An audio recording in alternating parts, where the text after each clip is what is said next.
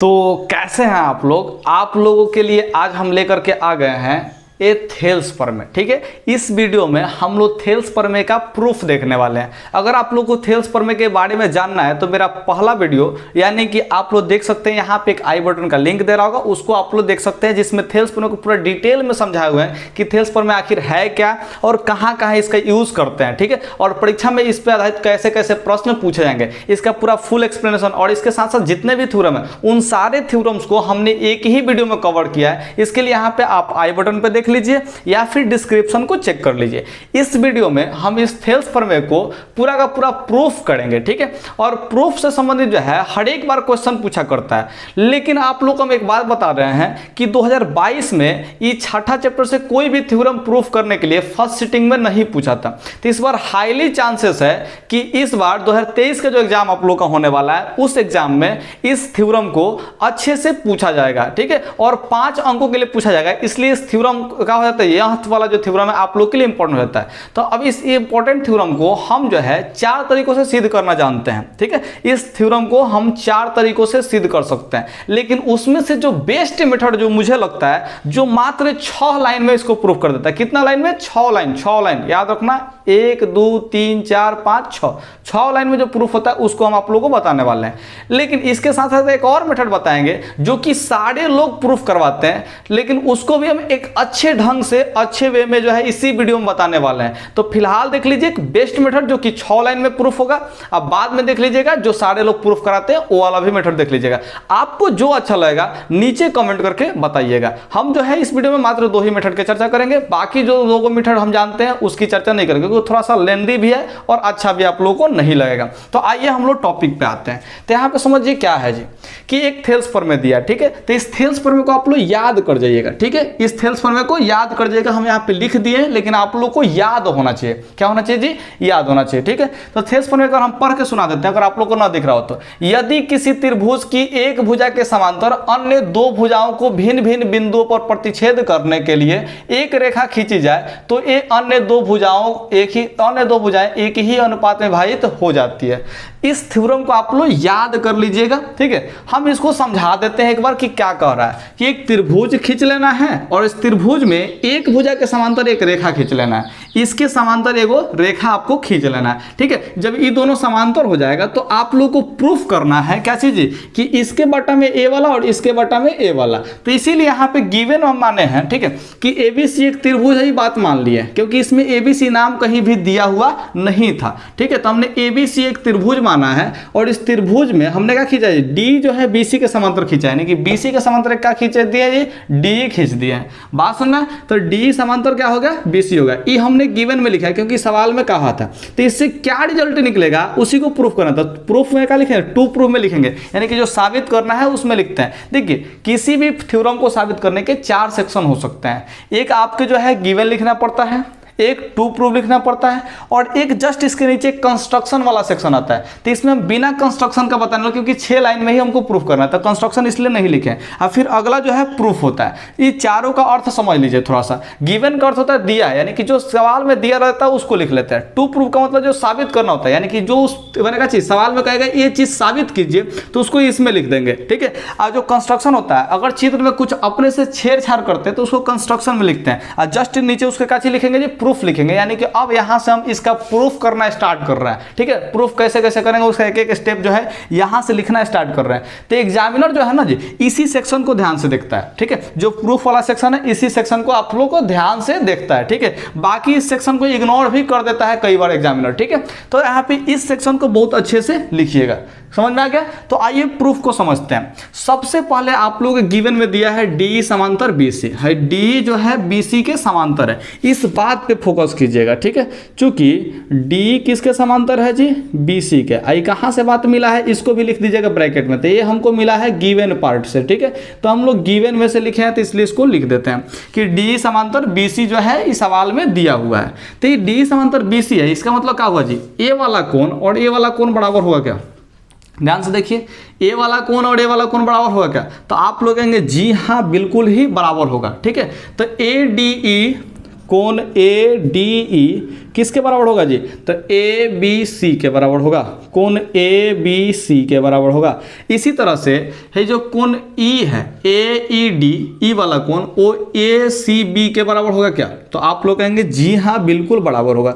अब क्यों बराबर होगा? तो ये आप लोग 9वीं क्लास में पढ़े हुए हैं एक थ्योरम, ठीक है, वो क्या थ्योरम है? तो आप लोग कहेंगे कि संगत कोण है। ये क्या है जी? संगत कोण, ठीक है, याद रखिएगा। अब यहाँ पे बात को समझते हैं क्या कहता है। अगर आपको दो गो रेखाएं समांतर मिल जाए, अगर आपको दो गो रेखाएं समांतर मिल जाए, ठीक है, तो इसको अगर तिर्यक रेखा प्रतिच्छेद करे तो यहाँ जो बनता है ना कोण, ठीक है, ये दोनों का दोनों क्या होता है? बराबर होता है। और ये वाला जो कोण होता है वो ए वाला के बराबर होता है। ये दोनों संगत कोण कहलाता है। ये बात आप लोग 9वीं क्लास में पढ़े हुए हैं। इसी थ्योरम का उपयोग करते हुए हम आपको ये चीज़ लिखे हुए हैं कि ए वाला कोण यहाँ पे बराबर होगा, ए वाला कोण यहाँ पे बराबर होगा, क्योंकि ये समांतर है और ये इसका तिर्यक रेखा होगा, प्रतिच्छेदी रेखा हो जाएगा, छेदक रेखा होगा, जो आपको कहना है कह लीजिए, ये बराबर हो जाएगा। तो आइए अब हम लोग क्या करते हैं जी, त्रिभुज ADE में और त्रिभुज ABC में चल लेते हैं, ठीक है। तो यहाँ से हम एक लकीर खींच लेते हैं ताकि हम इधर एक बात को लिख सकें। तो हम लोग चलेंगे त्रिभुज ADE तथा त्रिभुज ABC में, ठीक है। ये दो गो त्रिभुज में आप लोगों को चलना पड़ेगा, ठीक है। क्या कहा जी? ADE और क्या चीज जी? ABC, यानी कि एक छोटका त्रिभुज में और फिर बड़ा वाला त्रिभुज में। देखिए अभी तक आपका 3 स्टेप हुआ है, अब चौथा स्टेप हम लिखने जा रहे हैं। तो क्या लिखेंगे जी? यहाँ पे देखिए कोण जो है ADE वो बराबर है किसके जी? कोण ADE जो है बराबर है ABC के, ठीक है। किसके बराबर है जी? ABC के। और यहाँ पे कोण AED, कोण AED ई बराबर है कोण ACB के। ई वाला बात हम लोगों ने ऊपर प्रूफ किया है, तो लिखेंगे इसको प्रूव्ड एबव। क्या लिख देंगे जी? प्रूव्ड एबव, कि ऊपर हमने प्रमाणित किया है। यानी कि जो आप लोग कॉपी में लिखिएगा तो ई वाला बात कहाँ लिखिएगा? इसके नीचे लिखिएगा, ठीक है। तो देखिए तो ये वाला बात जो है यहीं पर ना प्रूफ किया जी, संगत कोण से प्रूफ किए थे, ठीक है। तो देखिए यही वाला बात को उठा करके यहाँ पर रख दिए, यानी कि आपका 2 स्टेप जो यहाँ पे लिखे थे, 2-3 स्टेप, ठीक है, उसको हमने यहाँ पे लिख दिया। तो इसलिए हम क्या कह सकते हैं जी? देखिए आप लोगों को एक वीडियो में समझाए थे, जो पहला वीडियो अभी बताया था कि देख लीजिए जाके डिस्क्रिप्शन में, उसमें समझाए थे कि अगर इस त्रिभुज में, ठीक है, दो गो कोण किसी दूसरे त्रिभुज के दो कोण के बराबर हो तो ये दोनों त्रिभुज आपस में समरूप होते हैं। ये बात को समझाए थे। देखिए तो इस छोटा वाला त्रिभुज का दो गो कोण इस बड़े वाले त्रिभुज के दो गो कोण के बराबर है, ठीक है। क्या कह रहे हैं? इस छोटा वाला त्रिभुज का दो गो कोण इस बड़े वाले त्रिभुज के दो गो कोण के बराबर है। तो यानी कि दो गो कोण जब बराबर हो जाए दो गो त्रिभुज का, तो दोनों त्रिभुज क्या हो जाता है? समरूप हो जाता है। और इसका जो अथी लिखवाए थे थ्योरम, वो क्या था? AA ऊपर में था, ठीक है। तो यहाँ पे हम कह सकते हैं कि त्रिभुज ADE वो समरूप होगा त्रिभुज ABC के, ठीक है। ये कौन सी से? तो AA ऊपर में से। किससे हो जाएगा जी? AA ऊपर में से, ठीक है। तो आप लोग इसको ध्यान रखिएगा। अब जैसे ही दो को त्रिभुज समरूप हो जाता है तो इसकी संगत भुजाएं समानुपातिकता बराबर हो जाती है, ठीक है। समानुपातिकता कह दिया मतलब कि का चीज अनुपात में वो बराबर होगा ही होगा, ठीक है। तो ध्यान रखिएगा, ध्यान से समझिएगा। जब दो गो त्रिभुज आपस में समरूप हो जाए तो यहाँ से रिजल्ट आप लोग लिख सकते हैं क्या चीज़? कि इसके भुजाएं समानुपाती होगी। यानी कि यहाँ से AD के बाटा में हम पूरा का पूरा AB लिख सकते हैं। इस त्रिभुज का एक भुजा लेंगे और फिर बड़ा वाला त्रिभुज का एक भुजा लेंगे। तो इस त्रिभुज का ये वाला AD ले रहा है तो बड़ा वाला त्रिभुज का AB लेंगे। देखिए यहाँ पे AD लेना है तो क्या लेना पड़ेगा? इधर AB लेना पड़ेगा। मेरे बात को समझे। और उसी तरह से ठीक क्या लेना पड़ेगा? इधर AE ले रहे हैं, क्या ले रहे हैं जी? AE। देखिए पहला और अंतिम को ले रहे हैं तो इधर भी पहला और अंतिम को लेना पड़ेगा। यानी कि AE के बट्टा में क्या लेना पड़ेगा आपको? AC लेना पड़ेगा। ये ऑटोमेटिक देखिए AE के बट्टा में पूरा का पूरा AC आ गया। छोटका त्रिभुज का है बड़का त्रिभुज का। बड़का त्रिभुज और छोटका त्रिभुज को दिमाग में रखिएगा, नहीं रखिएगा तो फिर दिक्कत हो जाएगा, ठीक है। तो इस बात को समझ गए।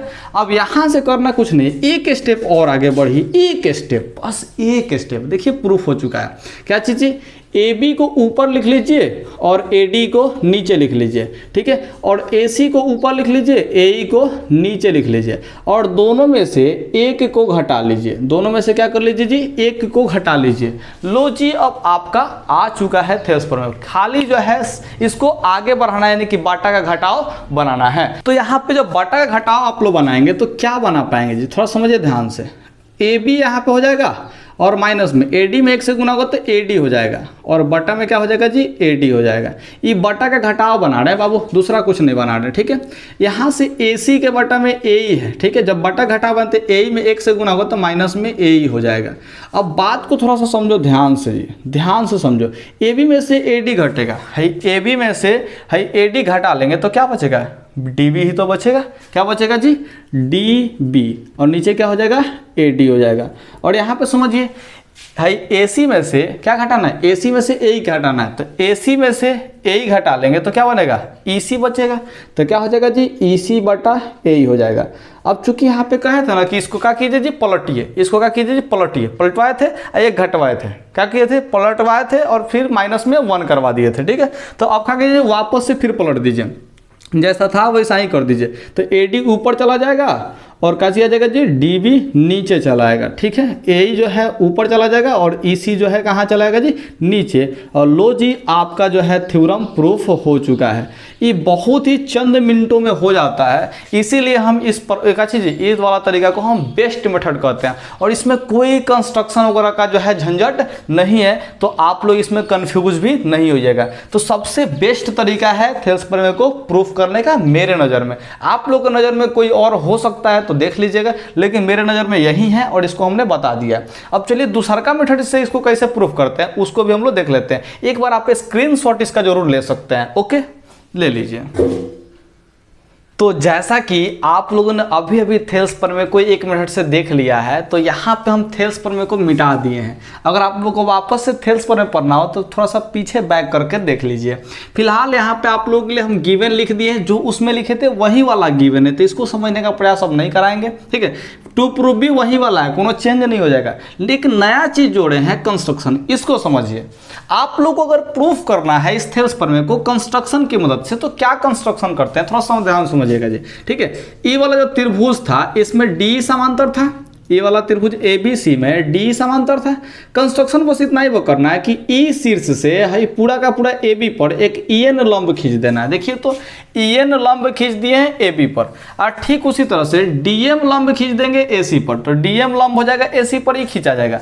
और साथ में बी ई और सी दोनों का करेंगे जी, मिला देंगे, बी और सी को मिलाया। ये 4 काम करना है। क्या काम करना है, नंबर 1 याद रखिए, ठीक है। ई एन एक लंब खींचना है ए बी पर, और फिर डी एम लंब खींचना है ए सी पर, और फिर है बी ई, देखिए बी ई और क्या चीज सी ई सी डी क्या चीज जी, दोनों को मिला देंगे, ठीक है। तो ये 4 काम आप लोग कम कर कंस्ट्रक्शन में लिख दीजिएगा। इतना हो जाने के बाद आप लोग आइए प्रूफ में देखते हैं, प्रूफ में क्या करना है। तो प्रूफ जो है त्रिभुज के क्षेत्रफल का उपयोग करते हुए हम लोग करने वाले हैं, ठीक है। तो त्रिभुज के क्षेत्रफल क्या होता है, तो आप लोग कहेंगे जो त्रिभुज का क्षेत्रफल होता है, त्रिभुज का क्षेत्रफल, ठीक है। वो त्रिभुज का क्षेत्रफल क्या होता है, तो आप लोग कहेंगे कि 1/2 गुने आधार गुने ऊंचाई, ठीक है। आधार गुने ऊंचाई यानी कि शीर्ष लंब, ठीक है। तो जो भी है हम लिख देते हैं यहाँ पे, ऊंचाई कर लीजिएगा, ठीक है। ओम नहीं है, ऊंचाई लिखे हम अपने तरीका से, ठीक है। तो यहाँ पे समझते हैं जी, हम क्या करेंगे, सबसे पहले एरिया ऑफ त्रिभुज निकालेंगे ए डी ई का, ठीक है। किसका क्षेत्रफल निकालेंगे जी, ए डी ई का। तो ए डी ई का क्षेत्रफल निकालना है, किसका निकालना है जी, ए डी। अब हम जो है इसमें प्रूफ करने के अनुसार से चलेंगे, ठीक है। तो यहाँ पे ए डी हमको एक रेखा लेना है, क्या लेना है जी, ए डी, क्योंकि देखिए हमें प्रूफ में ए डी है तो हम ए डी को शामिल करके ही लिखेंगे। तो देखिए ए डी एक आधार मान सकते हैं और यहाँ से ई एन का मान सकते हैं, शीर्षलंब मान सकते हैं, ठीक है। तो यहाँ से क्या होगा जी, 1/2 गुने आधार हो जाएगा ए डी और ई एन क्या हो जाएगा, शीर्षलंब होगा। तो यहाँ पे ए डी गुने आप लोग ई एन लिख सकते हैं।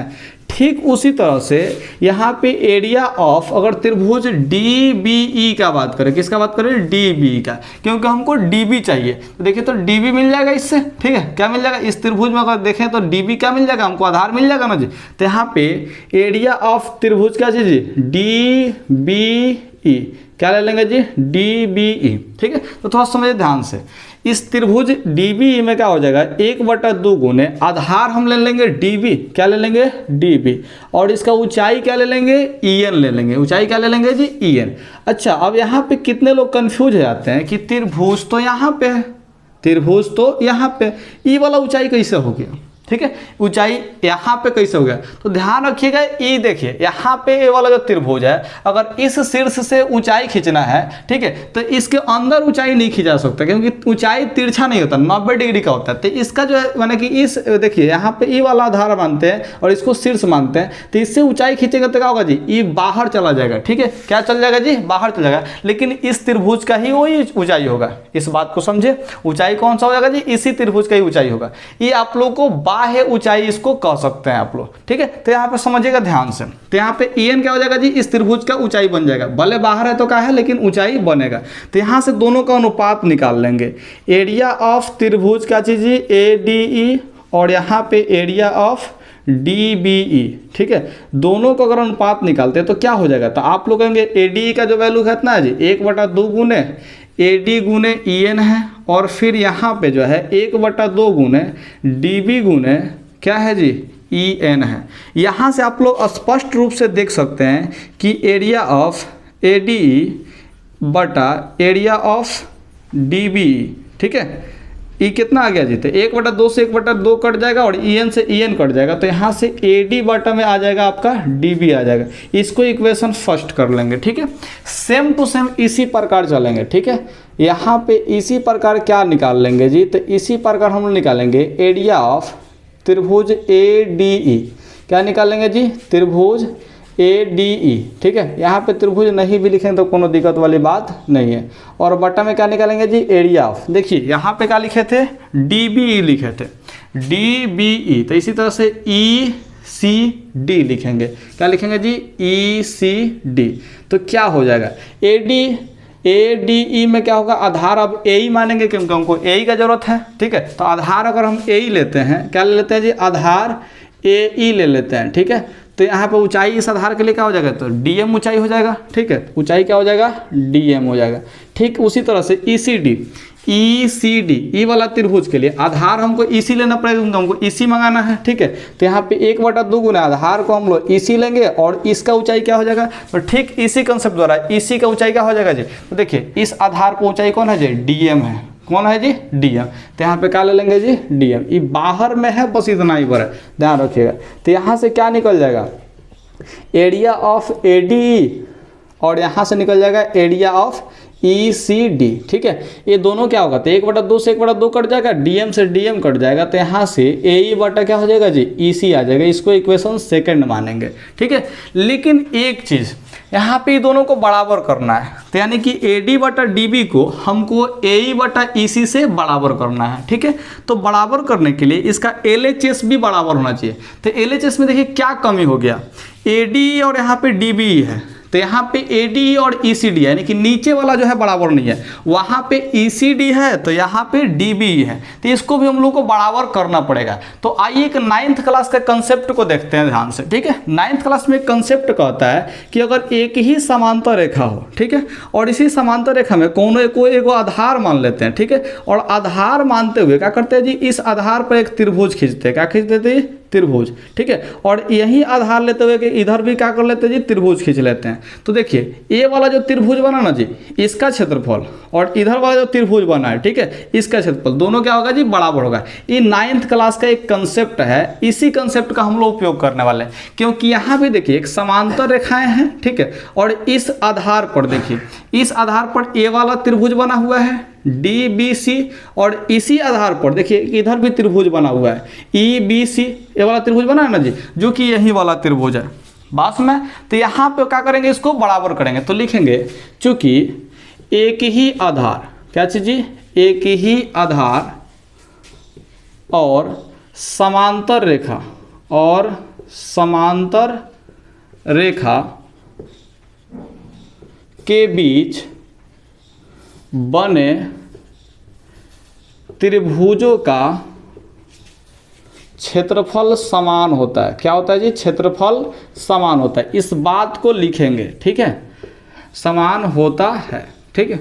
तो यहाँ से हम क्या कर लेंगे जी, कि जो त्रिभुज का जो क्षेत्रफल लिखे था ना DBC, ठीक है, क्या लिखे थे, एरिया ऑफ त्रिभुज DBC, क्या लिखे थे जी, DBC ये बराबर हो जाएगा किसके जी, ECB के, ई वाला त्रिभुज के क्षेत्रफल के बराबर हो जाएगा। ई आप लोग 9th क्लास के कंसेप्ट से देख सकते हैं, ठीक है। तो इसको हमने बराबर कर लिया। और अब अगर समीकरण 2 से चलते हैं, अब समीकरण कितना से चलते हैं जी, समीकरण 2 से चलते हैं तो क्या हो जाएगा, तो आप लोग कहेंगे कि एरिया ऑफ त्रिभुज ADE ई जो है बटा में क्या हो जाएगा जी, ECD किसके बराबर होगा, ECD, अच्छा ECD था ना जी, एक मिनट, यहाँ पे ECD नहीं, ECB नहीं का जी, ECD हो जाएगा, ठीक है। इस आधार पर बना है, कौन सा आधार पर बना है जी, D आधार पर बना है, इस वाला आधार का बात नहीं कर रहा है, इस त्रिभुज का और इस त्रिभुज का बना है, ठीक है। तो D हो जाएगा ECD, थोड़ा सा ध्यान समझिएगा ध्यान से। तो यहाँ पे एरिया ऑफ क्या हो जाएगा जी, ECD हो जाएगा, क्यों, क्योंकि ECD जो है, ECD DBE के बराबर है, ठीक है। ECD किसके बराबर है जी, DBE के बराबर है, यहाँ से हमने प्रूफ कर लिया है, ठीक है। ये वाला भी ई करना पड़ेगा। हम इस आधार को देखिए, DE आधार को देखिए, इस त्रिभुज का और इस त्रिभुज के क्षेत्रफल बराबर होगा, इस आधार पर बनवाया है, ठीक है। DE ए वाला त्रिभुज और ए वाला त्रिभुज, कंफ्यूजन क्लियर। तो DBE कौन सा त्रिभुज हो गया जी, DBE इस आधार पर बना हुआ ए वाला त्रिभुज हो गया, और ECD ए वाला त्रिभुज हो गया, ठीक है। तो हम क्या करेंगे, इस ECD जो लिखा हुआ है ना जी, इसको हम अब किसके बराबर कर देंगे, ECD जो है DBE के बराबर कर देंगे। तो यहाँ से मिटा लेंगे और क्या कर लेंगे जी, इसको DBE कर लेंगे, क्योंकि हमने प्रूफ कर लिया। और ये किसके बराबर हो जाएगा जी, AE बटा EC के बराबर हो जाएगा, और इसको हम लोग इक्वेशन 3 मान लेंगे। अब ध्यान से देखिए समीकरण 1 और समीकरण 3 को, ठीक है। यहाँ पे LHS दो देखिए आप लोग के LHS के बराबर हो चुका है, यानी कि जब LHS के बराबर हो जाए तो हम लोग RHS को बराबर कर सकते हैं, यानी कि हम लोग इस AD बटा DB को, ठीक है, इसके RHS को इसके RHS के इक्वल हम लोग कर सकते हैं, ठीक है। तो यहाँ पे EC हो जाएगा, क्योंकि यूक्लिड ने कहा था कि जब दो वस्तुएं एक ही वस्तु के समान हो तो वो दोनों वस्तुएं क्या हो जाएगी, आपस में भी समान होती है। तो देखिए ये दोनों का दोनों एक ही चीज़ के बराबर है, देखिए ये दोनों का दोनों क्या है जी, एक ही चीज़ के बराबर है, इसलिए ये दोनों को भी आपस में हम लोग बराबर कर लेंगे, और यही आप लोग का थेल्स का प्रूफ हो गया, ठीक है। देख लीजिए सेम टू सेम आ चुका है। और इसी तरह से अगर आप लोग सिद्ध करते हैं तो आप लोग की परीक्षा में 5 नंबर पूरा का पूरा कंप्लीट आ जाएगा, एक भी नंबर नहीं कटेगा। तो मुझे उम्मीद है कि आप लोग को थेल्स प्रमेय समझ में आया। और भी प्रमेय को आप लोग सिद्ध करना चाहते हो तो नीचे डिस्क्रिप्शन को चेक कीजिए और वहां से आप लोग प्रूफ करना सबको सीख लीजिए, क्योंकि परीक्षा में बहुत इंपॉर्टेंट है थेल्स प्रमेय, चाहे कोई भी प्रमेय हो, ठीक है। Okay bye.